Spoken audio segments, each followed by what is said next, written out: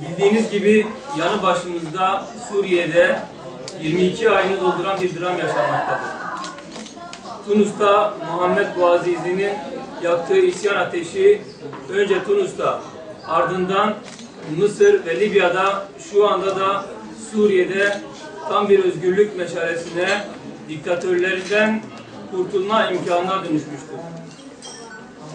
Suriye'de halk daha insani bir yönetim talebiyle ve barışçı gösterilerle sesini duyurmaya çalışırken yönetim bu taleplere silahla karşılık verdi. Önceleri günde 3-5 kişiyle sınırlı kalan ölüm hadiseleri şu anda her gün artık katliam boyutunda devam etmektedir. Geç kalınmış bir organizasyon olmakla beraber yine de bizim bölgemizde, hasreten de Diyarbakır'ımızda böyle bir oluşumu çok anlamlı buluyoruz. Temennimiz bu kardeşlerimizin dramlarının uzun sürmemesi yönünde. Ancak yine de bu çalışmalarımızı uzun soluklu bir yürüyüşün ilk adımları olarak değerlendiriyoruz. Bildiğiniz gibi yarım yüzyıldır Suriye'de Arap ulusalcısı, laik, despotik bir düzen iş başındadır.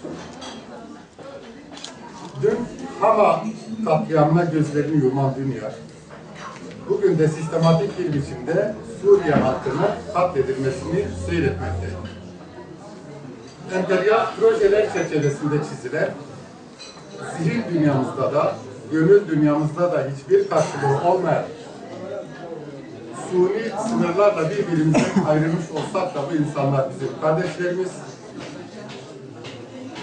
Zira Antep ile Halep'in, Akçakale ile Tel Abyad'ın, Ceylanpınar ile Rasul Ayn'ın, Nusaybin ile Kamışlı'nın farkı neyse, biz ile Suriye halkının farkı da odur.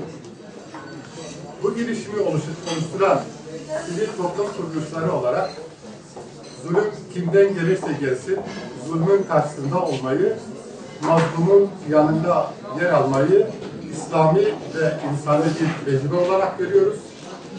Çağrımız insani ve İslami duyarlılığını yitirmemiş, insanlık için, adalet için, özgürlük için, kardeşlik için bir iddiası olan tüm insanlaradır.